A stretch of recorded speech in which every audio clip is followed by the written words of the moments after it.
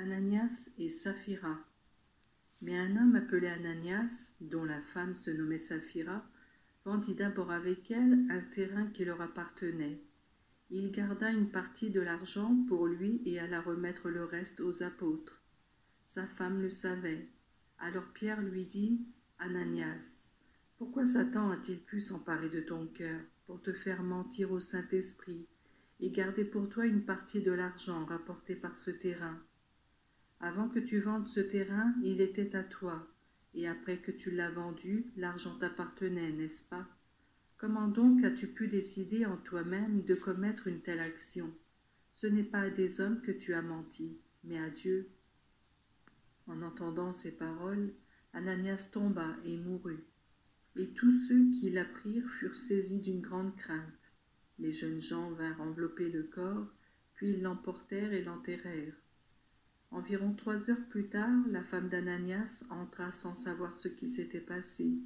Pierre lui demanda, « Dis-moi, avez-vous vendu votre terrain pour cette somme-là » Et elle répondit, « Oui, pour cette somme-là. » Alors Pierre lui dit, « Comment donc avez-vous pu décider ensemble de mettre à l'épreuve l'Esprit du Seigneur ? Écoute, ceux qui ont enterré ton mari sont déjà à la porte, et ils vont t'emporter toi aussi. » Au même instant, elle tomba aux pieds de l'apôtre et mourut. Les jeunes gens entrèrent et la trouvèrent morte. Ils l'emportèrent et l'enterrèrent auprès de son mari. Toute l'Église et tous ceux qui apprirent ces faits furent saisis d'une grande crainte. De nombreux miracles. De nombreux miracles et prodiges étaient accomplis par les apôtres parmi le peuple. Les croyants se tenaient tous ensemble dans la galerie à colonnes de Salomon. Personne d'autre n'osait se joindre à eux, et pourtant le peuple les estimait beaucoup. Une foule de plus en plus nombreuse d'hommes et de femmes croyait au Seigneur et s'ajoutait à leur groupe. Et l'on se mit à amener les malades dans les rues.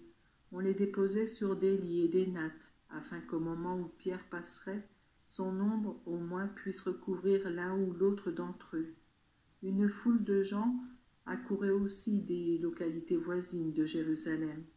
Ils apportaient des malades et des personnes tourmentées par des esprits mauvais, et tous étaient guéris. Les apôtres sont persécutés.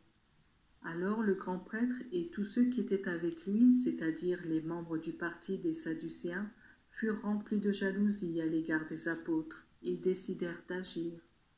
Ils arrêtèrent les apôtres et les mirent dans la prison publique.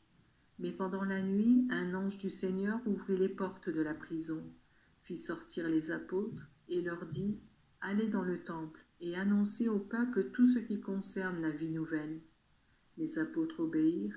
Tôt le matin, ils allèrent dans le temple et se mirent à enseigner. Le grand prêtre et ceux qui étaient avec lui réunirent tous les anciens du peuple juif pour une séance du conseil supérieur. Puis ils envoyèrent chercher les apôtres à la prison. Mais quand les gardes arrivèrent à la prison, ils ne les y trouvèrent pas. Ils retournèrent au conseil et firent le rapport suivant.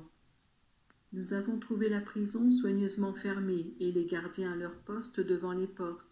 Mais quand nous avons ouvert les portes, nous n'avons trouvé personne à l'intérieur. » Lorsque le chef des gardes du temple et les chefs des prêtres eurent entendu ces paroles, ils ne surent que penser de la disparition des apôtres, et ils se demandèrent ce qui allait arriver. Puis quelqu'un survint et leur dit, « Écoutez, les hommes que vous avez mis en prison se trouvent dans le temple où ils enseignent le peuple. » Le chef des gardes partit alors avec ces hommes, et ils ramenèrent les apôtres, mais ils n'usèrent pas de violence, car ils avaient peur que le peuple leur lance des pierres. Après les avoir amenés, ils les firent comparaître devant le conseil, et le grand prêtre se mit à les interroger. Il leur dit, « Nous vous avions sévèrement défendu d'enseigner au nom de cet homme. Et qu'avez-vous fait ? Vous avez répandu votre enseignement dans toute la ville de Jérusalem, et vous voulez nous rendre responsables de sa mort ?» Pierre et les apôtres répondirent, « Nous devons obéir à Dieu plutôt qu'aux hommes.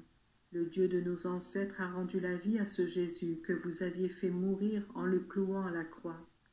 Dieu l'a élevé à sa droite et l'a établi comme chef et sauveur pour donner l'occasion au peuple d'Israël de changer de comportement et de recevoir le pardon de ses péchés. Nous sommes témoins de ces événements. nous et le Saint-Esprit que Dieu a donné à ceux qui lui obéissent. » Les membres du conseil devinrent furieux en entendant ces paroles, et ils voulaient faire mourir les apôtres. Mais il y avait parmi eux un pharisien nommé Gamaliel, un maître de la loi que tout le peuple respectait. Il se leva au milieu du conseil et demanda de faire sortir un instant les apôtres. Puis il dit à l'assemblée, « Gens d'Israël, prenez garde à ce que vous allez faire à ces hommes. Il n'y a pas longtemps est apparu Teudas, qui prétendait être un personnage important. Environ 400 hommes se sont joints à lui, mais il fut tué. Tous ceux qui l'avaient suivi se dispersèrent, et il ne resta rien du mouvement. Après lui, à l'époque du recensement, est apparu Judas le Galiléen. Il entraîna une foule de gens à sa suite, mais il fut tué lui aussi, et tous ceux qui l'avaient suivi furent dispersés. Maintenant donc, je vous le dis, ne vous occupez plus de ces hommes et laissez-les aller, car si leur entreprise et leurs œuvres viennent des hommes, elles disparaîtront. Mais si elles viennent vraiment de Dieu, vous ne pourrez pas les détruire. Prenez garde de ne pas vous mettre à combattre Dieu. » Les membres du conseil acceptèrent l'avis de Gamaliel. Ils rappelèrent les apôtres, les firent battre et leur ordonnèrent de ne plus parler au nom de Jésus, puis ils les relâchèrent. Les apôtres quittèrent le conseil, tout joyeux de ce que Dieu les ait jugés dignes d'être traités avec mépris pour le nom de Jésus. Et chaque jour, dans le temple et dans les maisons, ils continuaient sans arrêt à enseigner et à annoncer la bonne nouvelle qui concerne Jésus, le Messie.